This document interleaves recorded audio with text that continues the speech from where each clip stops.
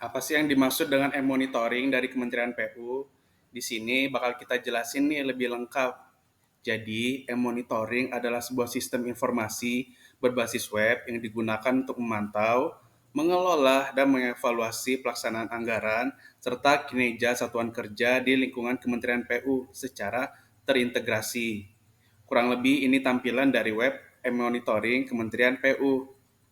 Nah, tujuan dibuatnya monitoring ini untuk meningkatkan akuntabilitas dan transparansi kinerja, mengoptimalkan efektivitas pengawalan dan evaluasi, mempercepat pengambilan keputusan, dan mewujudkan transformasi birokrasi digital. Di sini, Emon memberikan manfaat yang besar nih untuk kita sebagai ASN, yaitu dapat meningkatkan kompetensi digital, mendorong profesionalisme, dan mendukung nilai Smart ASN.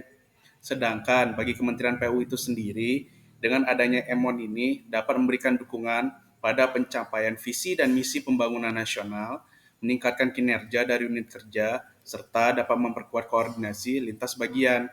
Tapi e-monitoring masih perlu dievaluasi. Yuk simak apa saja. Bisa kirimkan laporan progres proyek Senin ini. Pak, tombol download di e-monitoring tidak ada dan tidak ada integrasi dengan Sakti. Saya harus mengerjakan manual. Prediksi keterlambatan tahun depan ada. Pak, e-monitoring hanya tampilkan progres, belum bisa prediksi. Nah itu tadi beberapa isu. Untuk penjelasan lebih lanjut, mari simak penjelasan dari rekan-rekan kelompok 3. Namun, e-Emon masih ada yang perlu diperbaiki. Yang pertama, data tidak bisa diunduh. Hal ini menyebabkan kesulitan dalam pengambilan data, serta resiko kesalahan dalam pengambilan data tinggi. Sehingga jika dikaitkan dengan Smart ASN, maka tidak optimalnya efektivitas, efisiensi, akuntabilitas, serta profesionalisme dalam bekerja. Selain itu, ada juga isu di mana e-monitoring ini belum terintegrasi dengan aplikasi Sakti dari Kementerian Keuangan. Nah, di sini seorang ASN jika hendak merevisi anggaran atau pagu harus menginput 2 kali ya di Sakti dan e-monitoring. Ini akan menimbulkan data yang kurang konsisten, lalu ada juga peluang kecurangan.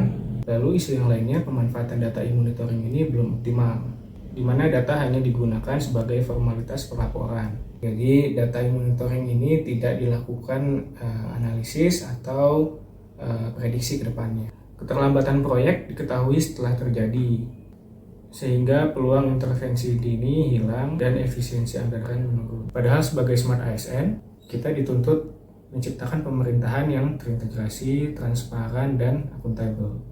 Dan penerapan nilai manajemen ASN dan Smart ASN, e-monitoring PU merupakan bagian dari transformasi birokrasi digital untuk mendukung manajemen ASN yang lebih profesional.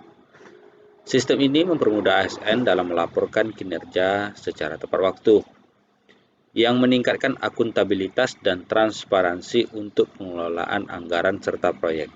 Namun, agar sistem ini lebih optimal, ASN perlu lebih adaptif terhadap teknologi dan data analitik.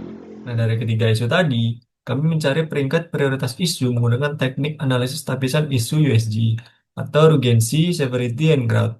Hasil dari analisis ini, kami mendapatkan hasil yaitu yang pertama, isu data e-monitoring tidak bisa diunduh mendapat nilai 10. Karena meskipun penting, isu ini memiliki dampak yang lebih rendah dibandingkan isu lainnya dan dapat ditangani dalam jangka waktu menengah. Lalu yang kedua, isu data e-monitoring tidak terintegrasi dengan Sakti mendapat nilai 11.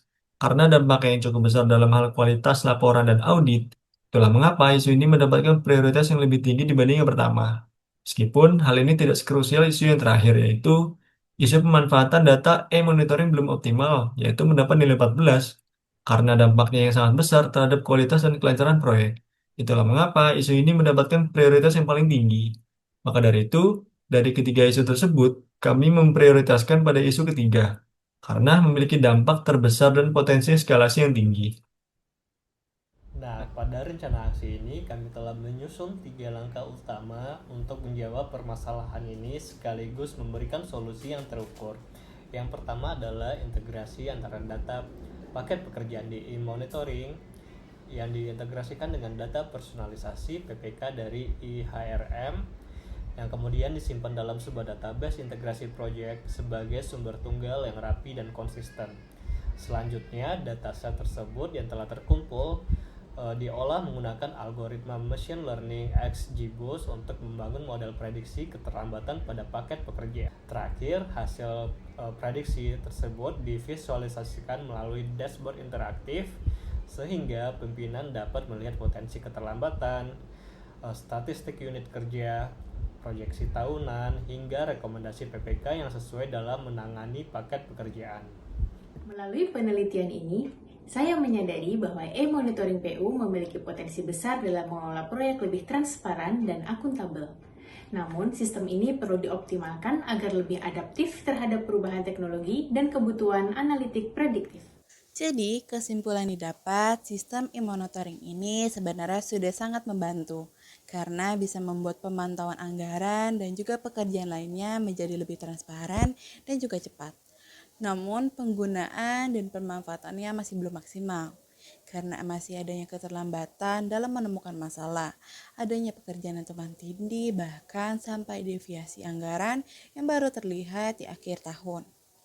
Karena itu, sistem e-monitoring perlu diperbaharui dan ditingkatkan lagi melalui integrasi data, pemanfaatan teknologi prediktif, dan juga peningkatan kemampuan ASN itu sendiri.